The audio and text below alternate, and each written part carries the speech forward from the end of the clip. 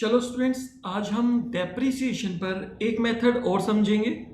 Last class में हमने depletion method समझा था।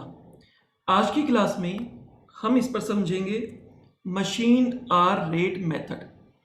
Machine hour rate method more और लेस बिल्कुल सिमिलर है, आप कह सकते हो, डिप्लीशन मेथड की। एक बार जल्दी से मैं आपको दिखाता हूं कि जो हमने डिप्लीशन मेथड पर बेस्ड क्वेश्चन किया था उसमें एक्चुअली हमने क्या किया था। याद होगा, ये डिप्लीशन मेथड हमने किया था और इस डिप्लीशन मेथड में हमने ये समझा था कि जो नेचुरल रिसोर्सेज हैं उस केस के अंदर जो डेप्रिसिएशन लगेगा वो डेप्रिसिएशन एसएलएम या डब्ल्यूडीवी मेथड से नहीं लगेगा। उसके लिए बेसिकली हम देखेंगे कि कितना फीजिबल वहां पर क्वांटिटी हम एक्सट्रैक्ट कर सकते हैं, और एवरी ईयर जितना एक्सट्रैक्शन करेंगे उसी बेस पर हम डेप्रिसिएशन चार्ज कर देंगे। आज हम समझेंगे मशीन आर रेट मेथड।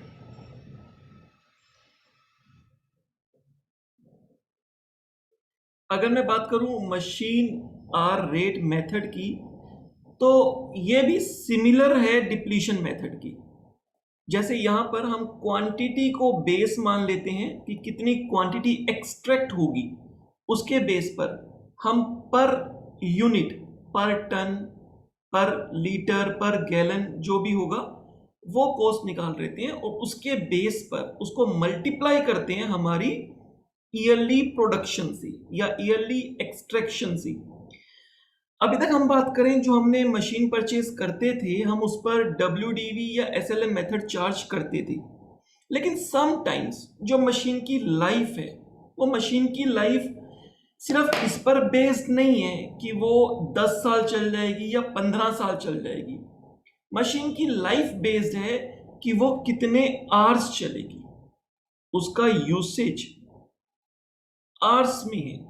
मतलब कि अगर सपोज हम एक मशीन लेकर आए और उसको हम दिन में भी यूज करते हैं और उसको रात में भी यूज करते हैं, दिन में भी प्रोडक्शन होती है, रात में भी प्रोडक्शन होती है, तो जनरली ऐसी मशीन की लाइफ जो है वो टाइम पीरियड के हिसाब से कम हो जाएगी अगर मैं ईयर में बात करूंगा, राइट। बट अगर मैं उसको सिर्फ दिन में यूज करूं, रात को यूज ना करूं, या सिर्फ रात में यूज करूं, दिन में यूज ना करूं, तो ईयर के रेलिवेंस में उसकी लाइफ बढ़ जाएगी।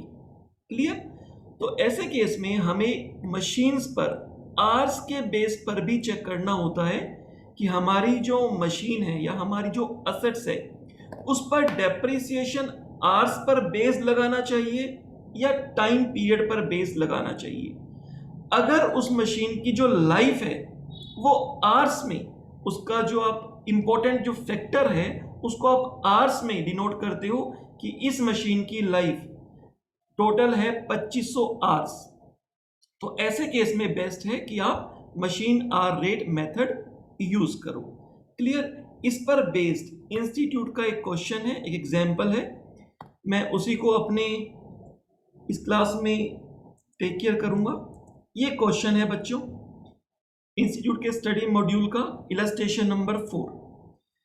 अ machine was purchased for ₹30 lakh. एक मशीन परचेज की है, 30 लाख रुपीस उसकी एक्विजिशन कॉस्ट है, having an estimated total working of 24,000 hours. यहां पर जो मशीन की यूजफुल लाइफ बताई है वो यूजफुल लाइफ आवर्स में बताई है। एक एग्जांपल और लेते हैं, मान लो कि एक कार का एग्जांपल ले लेते हैं। जनरली बात की जाएगी कि कार की लाइफ क्या है, तो समटाइम्स आप बोलोगे 10 ईयर्स, 12 ईयर्स, 15 ईयर्स। बट एक दूसरा एस्पेक्ट भी है देखने का कि उस कार की लाइफ डिपेंड करता है कि आप कितना यूज करोगे। अगर वो कार दिन में भी चलती है, रात में भी चलती है, तो डेफिनेटली उसकी लाइफ कम हो जाएगी। क्लियर? जैसे कि सपोज बहुत सारी बातें इस पर डिपेंड करती है जो कार के एक्सपेंसेस करते हैं कि कितने किलोमीटर्स ये चल गई है, तो किलोमीटर्स के बेस पर भी उसकी लाइफ डिसाइड होती है, उसकी वैल्यू डिसाइड होती है। सपोज कि मैंने एक कार परचेज करनी है और सेकेंड हैंड कार परचेज करनी है। जब मैं सेकेंड हैंड कार परचेज करने गया तो वो कार सिर्फ 2 इयर्स ओल्ड थी, सिर्फ 2 इयर्स ओल्ड। लेकिन जब मैंने चेक किया तो पता चला ये 2 सालों में ही 80,000 किलोमीटर्स चल गई है। और जिसको चलाने वाला है, इसका ओनर कोई और है। ओनर ने अपने एम्प्लॉय को एज अ कैब के लिए, कैब को मैं उसको रन करने के लिए दिया हुआ था। तो ऐसे केस में मैं समझ पाया कि जो ड्राइवर होगा उसने रफ ड्राइविंग की होगी, कैब में चलाया है। तो 2 साल में 80,000 किलोमीटर भी चल गई है और कार की कंडीशन देखने में भी लगा कि कुछ गड़बड़ है। उसी दूसरी साइड पर मान लो कि एक और कार है जो एक्चुअली में 4 इयर्स ओल्ड है, और अगर मैं किलोमीटर्स की बात करूं तो 4 किलोमीटर्स में सिर्फ 25,000 किलोमीटर्स ही वो कार रन हुई है। और उस कार की बात की जाए तो कोई एक प्रोफेशनल डॉक्टर है, और वो भी मान लेते हैं लेडी डॉक्टर है, और वो सिर्फ घर से लेकर अपने क्लिनिक तक जाती हैं। घर से क्लिनिक हार्डली 2 किलोमीटर है, तो बहुत ही कम कार चलती है। और वो कार सिर्फ और सिर्फ वो लेडी ही चलाती है। उनके घर पे उनके हस्बैंड के लिए और लोगों के लिए और कार से, तो वो एक ही हैंड पे रही होगी, राइट। तो ऐसे केस में मेरा डिसीजन होगा कि मुझे ये वाली कार परचेज कर लेनी चाहिए, और मैं शायद इस कार की ऑफ कोर्स ज़्यादा वैल्यू भी देने को रेडी हो जाऊंगा, चाहे वो कार 4 इयर्स ओल्ड भी है। क्लियर। तो यहां पर और चीजें मैटर की, मेनली मैटर किया कितने किलोमीटर्स ये कार चली है। तो ऐसे ही हम एक मशीन की बात कर रहे हैं जहां पर हम उसकी यूजफुल लाइफ के लिए जो मेन बेस बनाते हैं वो बनाते हैं आर्स, कितने आर्स वो मशीन चलेगी। तो जैसे इस एग्जाम्पल में इसकी कॉस्ट है बच्चे 30 लाख रुपीस, लेकिन आगे कहा scrap value is expected to be 2 lakh. Scrap value का मतलब जो उसकी यूजफुल लाइफ है, उस यूजफुल लाइफ के बाद अगर हम इस मशीन को मार्केट में सेल करेंगे तो हमें 2 लाख रुपए मिल जाएंगे। अगर हमें 2 लाख रुपए मिल जाएंगे तो मुझे पूरे 30 लाख को डेप्रिसिएट करने की जरूरत नहीं है, क्योंकि 2 लाख तो मुझे यूजफुल लाइफ के बाद में मिल जाएंगे। मुझे डेप्रिसिएट कितना करना होगा? मुझे डेप्रिसिएट करना होगा बच्चे 28 लाख रुपीस। 30 लाख माइनस में स्क्रैप वैल्यू, 28 लाख को मैं डेप्रिशिएट करूंगा। और कितने सालों में, यहां पे ईयर्स नहीं है, यहां पे अब आवर्स है। 24,000 आवर्स इस मशीन की लाइफ है। तो इसका मतलब मैं ये कह सकता हूं, ये बिल्कुल क्वेश्चन हमारे डिप्लीशन मेथड की तरह है। वहां पे हम आउटपुट, प्रोडक्शन, जो भी हम एक्सट्रैक्शन करते हैं उसको बेस बनाते हैं। यहां पे हमने मशीन आवर्स को बेस बनाया है। तो 30 lakh rupees minus 2 lakh, 28 lakh rupees, divide करते हैं 24,000 से, तो ये हमारे पास अप्रोक्सीमेट आ जाएगा 116.67, 116.67 पर आवर। इसकी जो लाइफ है वो लाइफ 24,000 पर आवर है, और 28 लाख रुपीस मुझे कहीं ना कहीं डेप्रिशिएट करनी है। तो अब अगर बात की जाए तो मैं ये कह सकता हूं कि अब जो डेप्रिसिएशन चार्ज होना है ईयर 1 से ईयर 3 तक, यानी कि 3 सालों तक जो डेप्रिसिएशन चार्ज होना है वो होगा 3000 आवर्स पर ईयर। एक साल में 3000 घंटे मशीन यूज हुई, तो पर आवर की कॉस्ट हमारे पास जो निकल के आई है वो आई है 116.67। अगर मैं इसको मल्टीप्लाई कर दूं 3000 आवर्स से, तो 1 ईयर की मेरा जो डेप्रिसिएशन है वो कैलकुलेट हो जाएगा। First year, second year, third year, पहले 3 साल का डेप्रिसिएशन इस तरीके से। फोर्थ ईयर में जब डेप्रिसिएशन निकालना होगा तो मुझे 2600 से मल्टीप्लाई करना होगा 116.67 पर आवर को। और ऐसे ही 7 to 8 ईयर्स की जब बात होगी तो उसमें 1800 आवर्स पर ईयर मशीन का यूसेज है, तो इसको मैं मल्टीप्लाई कर दूंगा 116.67 पर आवर से, और इस अकॉर्डिंग मेरा डेप्रिसिएशन कैलकुलेट हो जाएगा। तो चलते हैं इसके सॉल्यूशन की तरफ। वैसे तो बच्चे अगर मैं इस क्वेश्चन की बात करूं तो इस क्वेश्चन में जो रिक्वायरमेंट है वो है determine annual depreciation under machine hour rate method. आपसे एनुअल डेप्रिसिएशन मांगा है, आपसे मशीन अकाउंट मांगा नहीं है, बट फिर भी मैं 3-4 सालों का आपको मशीन अकाउंट बनाकर यहां पर दिखा दूंगा और एनुअल डेप्रिसिएशन भी हम कंप्यूट कर लेते हैं। तो जो क्वेश्चन में फैक्ट्स गिवन हैं उनको मैंने यहां पर भी नोट कर लिया। तो मशीन आर रेट में आपको डेप्रिसिएशन जो निकालना है वो आर्ली बेसिस पर निकालना है। जो भी कॉस्ट लगेगी 30 लाख रुपीस की मशीन परचेज की है, जो स्क्रैप वैल्यू है वो है 2 लाख रुपीस, और यहां पर मशीन की लाइफ ईयर्स में नहीं बताई है, 5, 6, 8, 10 ईयर्स में नहीं है, उसकी लाइफ किस में है, आवर्स में। अगर मैं यूजफुल लाइफ की बात करूं तो उसकी जो यूजफुल लाइफ है वो है 24,000 आवर्स। तो हमने सिंपली क्या किया, अगर 24,000 आवर्स इसकी लाइफ है तो एक काम करते हैं, जितना भी अमाउंट डेप्रीशिएट करना है, हमें कितना डेप्रीशिएट करना है, स्क्रैप वैल्यू माइनस करके जितना भी अमाउंट डेप्रीशिएट करना है इसको हम डेप्रीशिएट करेंगे 24,000 आवर्स में।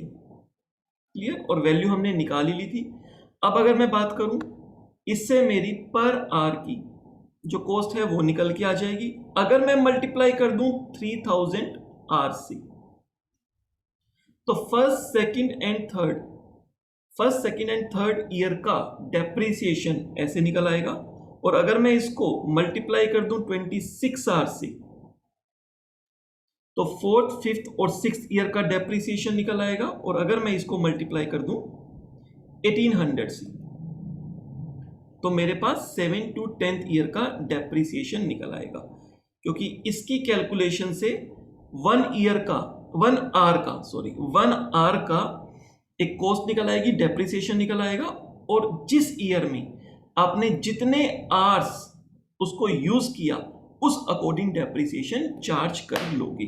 तो इस क्वेश्चन में भी एसएलएम या डब्ल्यूडीवी की तरह, एसएलएम की तरह फिक्स्ड डेप्रिसिएशन नहीं आएगा, डब्ल्यूडीवी की तरह डिक्रीजिंग ऑर्डर में डेप्रिसिएशन नहीं आएगा।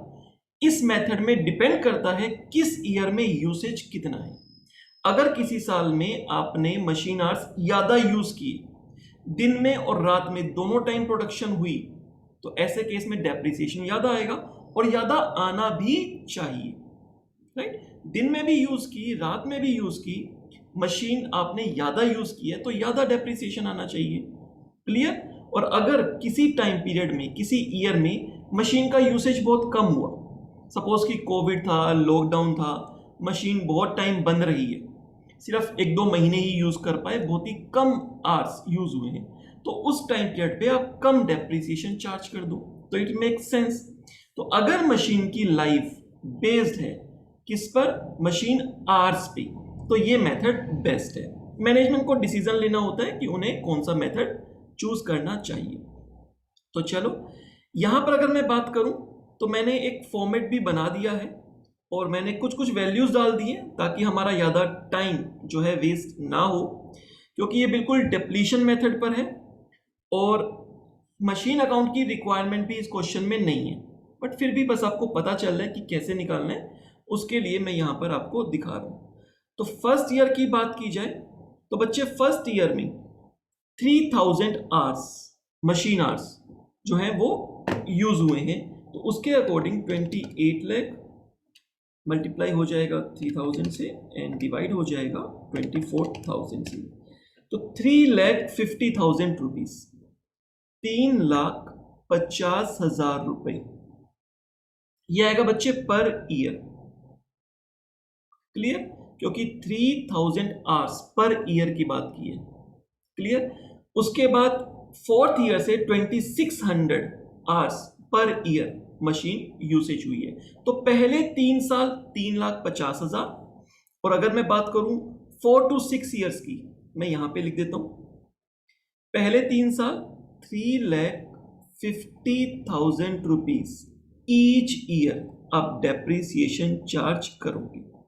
और अगर बात की जाए 4 to 6 की, तो 28 लाख मल्टीप्लाई 2600 डिवाइड बाय 24,000, तो ये आ जाएगा हमारे पास 3,03,300 रुपीज, 3,03,333 रुपीज ईच ईयर।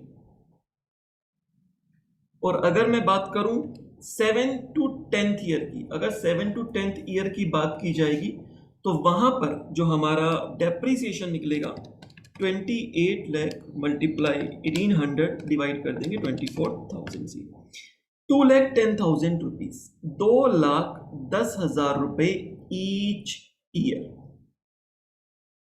तो इस तरीके से हम डेप्रिसिएशन कैलकुलेट करेंगे। अगर अभी भी कुछ आवर्स बच गए हैं, 24,000 आवर्स एग्जॉस्ट नहीं हुए हैं, तो उसके बाद भी मशीन चलती रहेगी। और अगर 24,000 आवर्स पूरे एग्जॉस्ट हो गए हैं, तो हमारी जो वैल्यू है वो 0 आ जाएगी। तो क्वेश्चन में इतनी ही रिक्वायरमेंट थी बस, कि आप year wise 1 to 3rd, 4 to 6th, 7 to 10th year में आप डेप्रिसिएशन बता दो कितना कितना निकलेगा, और ये आपके आंसर्स हैं। फिर भी मैं आपको एक बार असेट्स अकाउंट के अंदर 3-4 सालों का मैं एक बार आपको बनाकर दिखा देता हूं। फॉर्मेट मैंने पहले ही बना दिया। चलो, तो अगर बात की जाए पहले 3 साल की, तो डेप्रिसिएशन लगेगा 3,50,000 रुपीज।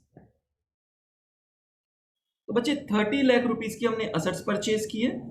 यहां पर असेट्स की वैल्यू ही आएगी, यहां पर स्क्रैप वैल्यू माइनस करके नहीं लिखेंगे। For the purpose of calculation of depreciation आपको स्क्रैप वैल्यू लेनी है, बट यहां पर जो भी उसकी परचेज एक्विजिशन वैल्यू है उसको लेना है। तो 30 लाख माइनस 3,50,000, 26,50,000 रुपीज हमारा क्लोजिंग बैलेंस आ जाएगा। और यहां पर फर्स्ट ईयर हमारा कंप्लीट हो जाता है, बुक्स को हम क्लोज कर देंगे। जो भी लास्ट ईयर हमारा क्लोजिंग बैलेंस है 26,50,000 रुपए, वो हमारा ओपनिंग बैलेंस बन जाएगा।